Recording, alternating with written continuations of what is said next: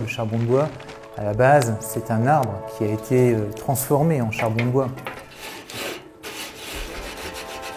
Dans votre sac de charbon de bois, vous avez un petit morceau de forêt.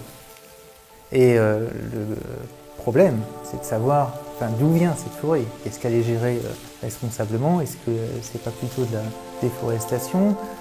Est-ce que ce charbon de bois a été produit dans des conditions décentes?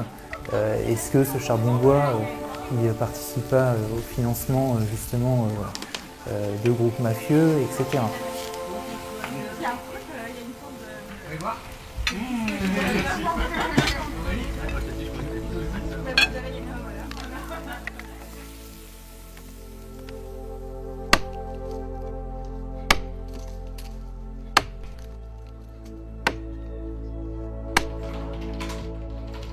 Sur le charbon, il y a beaucoup de données au niveau global. On sait que c'est une grosse cause de déforestation au niveau mondial, en particulier sur le continent africain, mais il y a aussi d'autres pays, comme Haïti par exemple, qui utilisent beaucoup de charbon, qui a causé une grosse partie de la déforestation.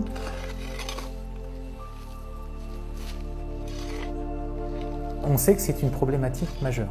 Par contre, rien ne relié au sac de charbon de bois qu'on avait dans les magasins européens, dans les magasins français ou anglais ou allemands.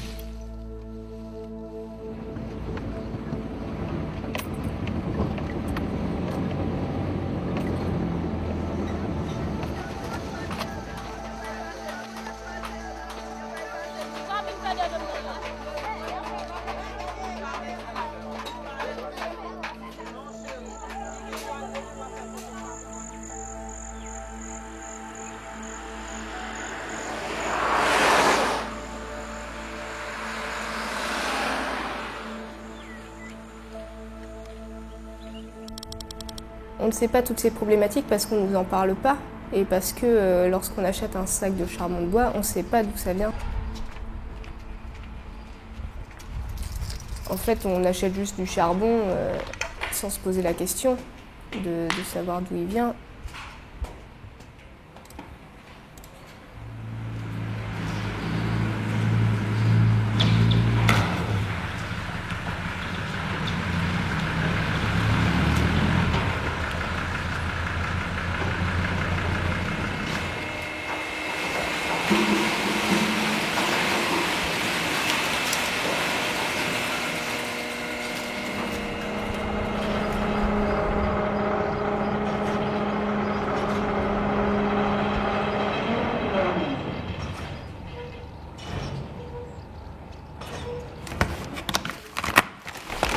Quand on ouvre un sac de charbon de bois, au premier coup d'œil, tous les morceaux peuvent paraître exactement semblables.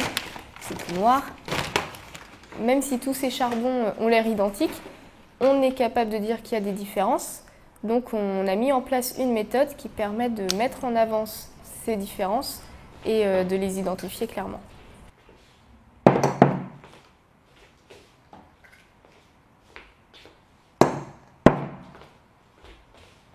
Cette méthodologie, elle est basée sur deux critères. D'une part, la densité et d'autre part, l'observation anatomique. On a des traits horizontaux qui représentent les limites de cerne. Donc on a bien un bois de région tempérée. Alors on ne voit pas de limite de cerne. Donc c'est certainement un charbon issu d'un bois tropical. Un charbon de bois tropical, il est beaucoup plus lourd qu'un charbon de bois tempéré feuillu. Après, on est aussi capable d'aller un peu plus loin en ce qui concerne les essences.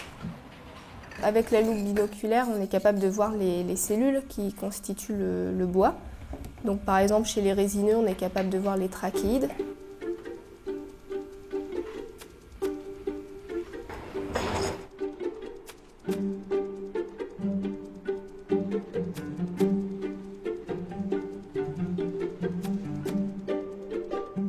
On est allé prélever des sacs dans les grandes enseignes de la distribution et après on faisait l'analyse pour regarder ce qu'il y avait dedans.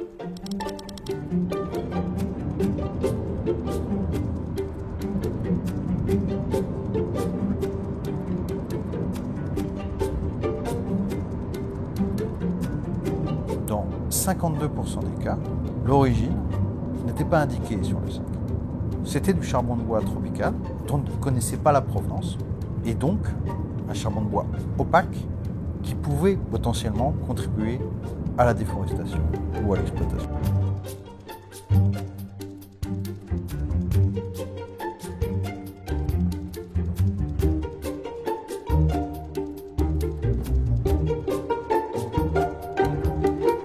TFT a innové avec cette méthode et a permis aux enseignes de s'assurer de ce qu'il y avait à l'intérieur des sacs. Et cette prise de conscience a conduit à des changements dans les politiques d'achat.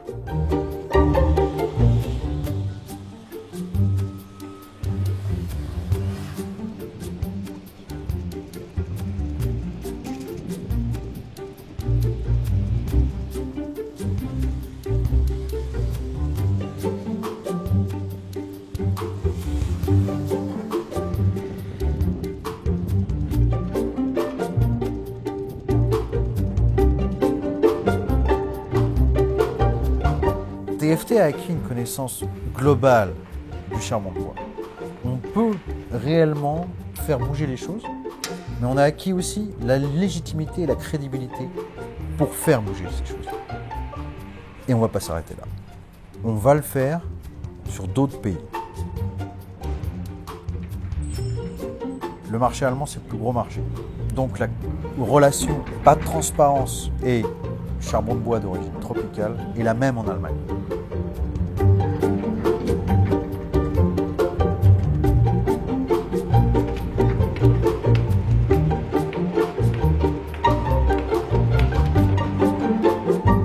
On va continuer à informer les gens, à faire des analyses, parce qu'on croit réellement, même si c'est une petite goutte d'eau dans un océan, qu'on peut en mettre d'autres des gouttes d'eau et que ça peut produire un effet positif.